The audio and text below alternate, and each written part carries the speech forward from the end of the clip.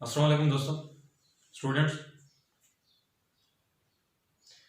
मैंने last lecture जो है वो ऑर्गेनिज्मल थ्योरी पे दिया था और सेल के अबाउट में बता रहा हूँ पिछले लगातार 3-4 लेक्चर से। और आज हमारा जो लेक्चर है वो सेल की शेप्स पे है। सेल की शेप पे बोलने जा रहे हैं, तो काइंडली जो लोग नए हैं मेरे चैनल को लाइक करें, सब्सक्राइब करें और बेल आइकन प्रेस करें। हम चलते हैं अपने टॉपिक की तरफ, सेल शेप की तरफ। अब सेल जो है वो हमें एक फिक्स्ड शेप का लगता है और फिक्स्ड शेप जो है उसकी स्फेरिकल है, स्फेरिकल उसकी फिक्स शेप है। लेकिन ये यूकैरियोटिक में तो एक फिक्स्ड शेप रखता है। क्या ये हमेशा फिक्स्ड शेप ही रखता है, स्फेरिकल शेप रखता है? क्या इसकी शेप जो है वो वेरिएबल नहीं हो सकती? इसकी शेप वेरिएबल हो सकती है। और अगर इसकी शेप वेरिएबल होगी, चेंज होगी, तो वो कौन सी वजह हो सकती है कि किस बुनियाद पे, उसके बिहाइंड रीजन क्या हो सकती है जिस रीजन की बुनियाद पे उसकी शेप चेंज हो सकती है, वेरिएबल हो सकती है। और वो एक मेन रीजन जो उसकी शेप की चेंज होने की है वो उसके फंक्शन की, कि जो सेल जिस तरह का फंक्शन परफॉर्म कर रहा होगा, पॉसिबिलिटी है कि अगर वो फिक्स शेप से चेंज होने जा रहा है तो अपने फंक्शन के हिसाब से अपनी शेप चेंज उसकी हो सकती है। ये मैं ओवरऑल सेल की बात कर रहा हूं।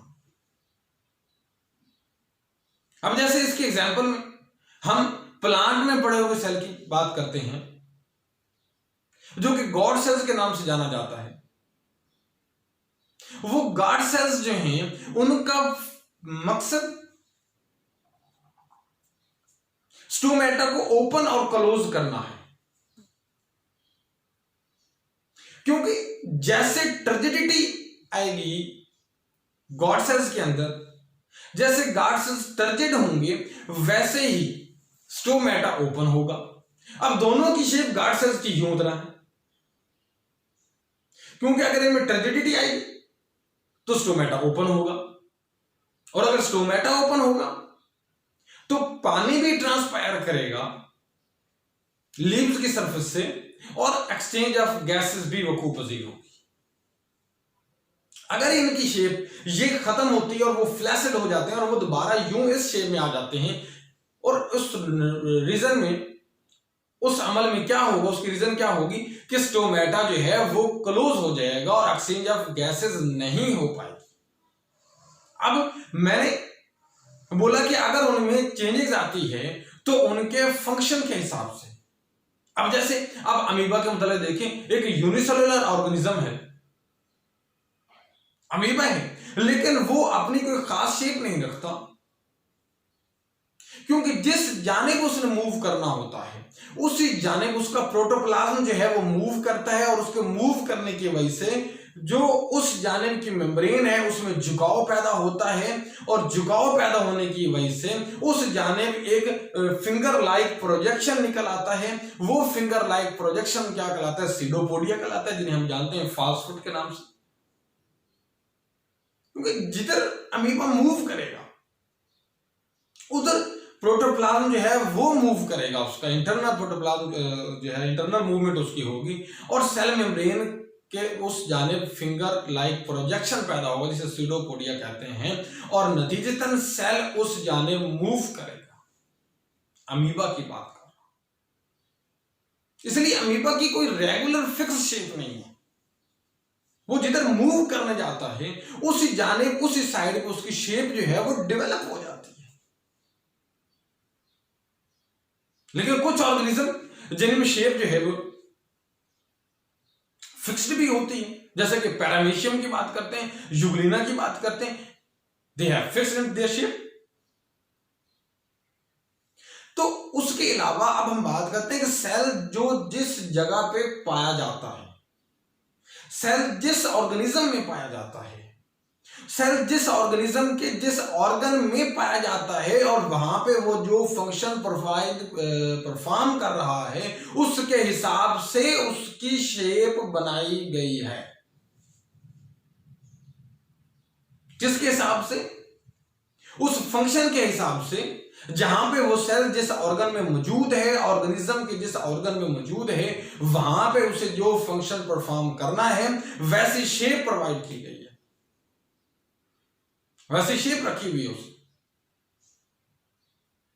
और अब ये ऑर्गेनिज्म जो है वो चाहे यूनिसेलुलर हो, वो चाहे मल्टीसेलुलर हो, वो चाहे प्रोकैरियोटिक हो चाहे यूकैरियोटिक हो, कुछ रेगुलर शेप रखते हैं, अपनी फिक्स शेप रखते हैं, कुछ रेगुलर शेप नहीं रखते। जैसे हम यूकैरियोट में देखते हैं कि सेल का एक कंप्लीट, कुछ सेल्स में जो है वो एक कंप्लीट किस्म की मैकेनिकल सपोर्ट उनको मुहैया होती है और उनके अंदर एक शेप जो है वो फिक्स तरह की शेप होती है। अब उन सेल्स की शेप को कायम रखने के जिम्मेदार माइक्रोफिलामेंट्स हो सकती हैं, माइक्रोट्यूब्यूल्स हो सकती हैं, इंटरमीडिएट फिलामेंट्स हो सकती हैं। ये वो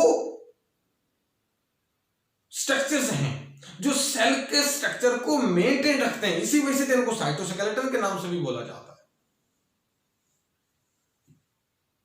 आने वाले लेक्चर्स में हम इन पे मजीद डिस्कस करेंगे, माइक्रोट्यूब्यूल्स पे और माइक्रोफिलामेंट्स वगैरह पे। अभी हम ये बोल रहे हैं कि सेल की जो शेप है उसमें ये स्ट्रक्चर जो है वो एक अहम रोल अदा करते हैं उसकी शेप फिक्स करने में। कौन कौन से बोले? माइक्रोट्यूब्यूल्स का नाम लिया, माइक्रोफिलामेंट्स का नाम लिया, इंटरमीडिएट फिलामेंट्स का नाम लिया। मैंने कहा कि ये वो है जो सेल का स्ट्रक्चर जो है वो मेंटेन करने में मदद देते हैं और उसको मेंटेन रखते हैं। अब इसके अलावा जैसे कि प्लांट में देखते हैं सेल वॉल मौजूद है उसके प्लांट के सेल के बाहर, और वो भी उसका एक मखसूस स्ट्रक्चर उसको मैकेनिकल सपोर्ट फराहम कर रही है और उसके जो है उसके स्ट्रक्चर की मेंटेनेंस में हेल्प कर रही है, उसकी शेप को बाकायदा रखने में हेल्प कर रही है। तो ये वो कुछ स्ट्रक्चर्स हैं जो उनकी शेप को बरकरार रखने में इन्वॉल्व होते हैं, उनकी स्ट्रक्चर उनकी शेप को बरकरार रखने में इन्वॉल्व होते हैं। अब यहां पे तो मैंने ये बोला कि जहां पे स्ट्रक्चर सेल के स्ट्रक्चर की शेप को बरकरार रखा गया माइक्रोफिलामेंट्स के जरिए, माइक्रोट्यूब्यूल्स के जरिए, इंटरमीडिएट फिलामेंट्स के जरिए। प्लांट की बात करें तो सेल वॉल के जरिए, फिंजाई में भी बात करें तो सेल वॉल मौजूद है जो उनको उनके स्ट्रक्चर को मेंटेन रखने में हेल्पफुल हो रही है। लेकिन मैं बता रहा हूं कि सेल एक शेप का नहीं, सेल मुख्तलिफ शेप्स के पाए जाते हैं और वो मुख्तलिफ शेप्स जो है उनकी इस लिहाज से हैं कि वो सेल उस ऑर्गेनिज्म के किस ऑर्गन में किस मकाम पे पड़ा है और क्या फंक्शन परफॉर्म कर रहा है। हम इसकी कुछ एग्जांपल्स जो है वो कोड करते हैं कि कौन कौन सा सेल किस किस जगह पाया जाता है और उसकी शेप कैसी। अच्छा, आई हम देखते हैं कि इसमें कि जैसे कि पहली शेप पॉलीहेड्रल है। अब पॉलीहेड्रल में ज्यादा साइड्स रखने वाला सेल, ज्यादा अतराफ रखने वाला सेल, तो इसमें इसकी साइड जो है वो 8, 12 या 14 हो सकती हैं। तो ये इसकी एग्जांपल में स्क्वैमस एपिथेलियम की जो है वो जिक्र किया गया है कि ये वो सेल्स हैं जो पॉलीहेड्रल की एग्जांपल में आते हैं। दूसरे नंबर पे दूसरी शेप की बात करते थे फ्लैटन, चपटे किस्म के। अब फ्लैटन सेल्स हैं चपटे किस्म के, तो ये यहाँ कहां पे मौजूद हैं? ये जो एक ऑर्गेनिज्म, अगर हम ह्यूमन बीइंग की बात कर रहे हैं या किसी और ऑर्गेनिज्म की, तो उनके जिस्म की, उनकी स्किन की जो ऊपर वाली लेयर है, ऊपर वाली थीलियम है, एपिथेलियम की बात कर रहा हूं, उसकी बात की जाए एपिथेलियम की या फिर उसमें एंडोथेलियम की बात की जाए, तो एपिथेलियम और एंडोथेलियम में जो सेल्स पड़े हुए हैं वो चपटे हैं। जैसा ऑर्गन है वैसी सेल्स ने शेप बनाई हुई है, फ्लैटेंड किस्म की शेप, और ये इनको फ्लैटेंड शेप ऑफ सेल कहा जाता है। उसके बाद है क्यूबाइडल। क्यूबाइडल, क्यूबनुमा।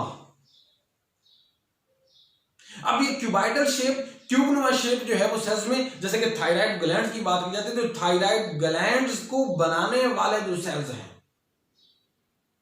हमें पता है थायराइड ग्लैंड जो है वो थायरॉक्सिन पैदा करने में इन्वॉल्व है, सेक्रेशन पैदा करता है, टेट्रा आयोडोथायरोनिन और ट्राई आयोडोथायरोनिन जो है वो पैदा करता है, T4 और T3 पैदा करता है। तो मैं उनकी बात कर रहा हूं, थायराइड ग्लैंड्स की बात कर रहा हूं। इन थायराइड ग्लैंड्स को जो बनाने वाले सेल्स हैं वो क्यूबाइडल इन शेप हैं। अब उसके बाद अगली शेप में एग्जामिन करते हैं कोलमनर।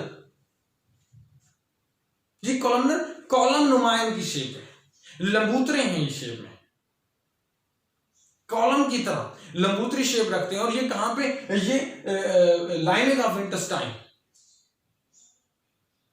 छोटी आंत जो है, स्मॉल इंटेस्टाइन या लार्ज इंटेस्टाइन, दोनों छोटी आंत या बड़ी आंत, दोनों में ये इंटेस्टाइन की जो सेल्स की जो लाइनिंग है वो कौन बना रहे हैं, कोलमनर सेल। ये लंबूतरी शक्ल के होते हैं, लंबी शक्ल के होते हैं, कॉलमनुमा होते हैं। उसके बाद है डिस्क्वाइडल, डिस्क की तरह की शेप, डिस्क की तरह के शेप, राउंडेड किस्म के डिस्क की तरह की शेप। और ये कौन है, आरबीसीज।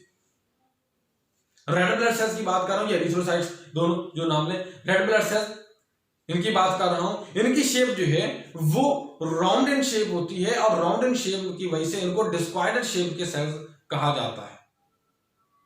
अब डिस्क्वाइडल शेप में ये, इनके अंदर आपको पता है आरबीसीज में हीमोग्लोबिन प्रोटीन मौजूद है, जो कि हीमोग्लोबिन प्रोटीन जो है ऑक्सीजन कैरी करती है और ले जाती है, उसकी ट्रांसपोर्ट में इन्वॉल्व है। तो जैसे सेल्स हैं वैसे। उसके बाद है स्फेरिकल।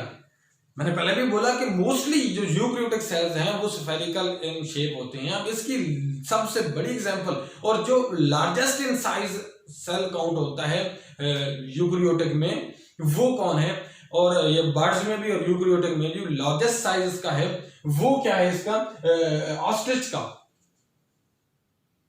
ऑस्ट्रिच का जो एग है उसका लार्जेस्ट साइज है। तो एग जो है एनिमल्स की, उनकी स्फेरिकल शेप है। मैंने वैसे बता दिया कि जो ऑस्ट्रिच का सेल है उसका साइज लार्जेस्ट इन यूकैरियोट होता है।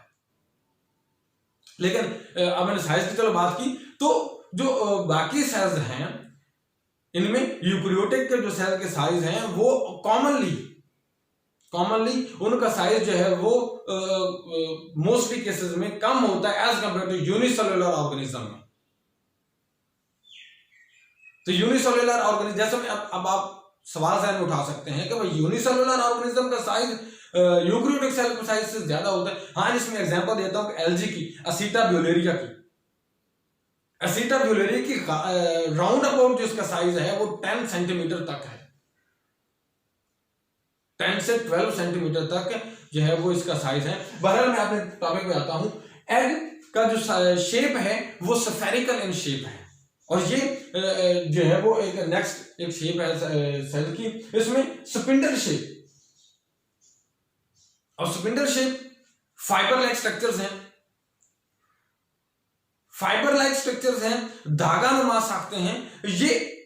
अब जब ये धागा नुमा स्ट्रक्चर्स हैं तो ये कहां पे है, स्मूथ मसल्स में जो मस्कुलर एक्टिविटी करते हैं, जो कि मूवमेंट में इन्वॉल्व हैं, किसी भी ऑर्गेनिज्म की मूवमेंट में इन्वॉल्व हैं, उसके स्केलेटन में इन्वॉल्व हैं, उसकी मूवमेंट में हेल्प आउट करते हैं। तो वो क्या है, स्पिंडल इन शेप है। अब उसके बाद इलांगेटेड शेप में, शेप में क्या है, सबसे बड़ी जो इसकी एग्जांपल है वो न्यूरॉन्स हैं या नर्व सेल्स हैं। हम जानते हैं न्यूरॉन्स के मुतालिक कि न्यूरॉन्स जो हैं वो एक लंबूतरी शेप के होते हैं, जिनमें एक्सॉन और उनका जो है वो सेल बॉडी, जिनमें डेंड्राइट वगैरह भी होते हैं।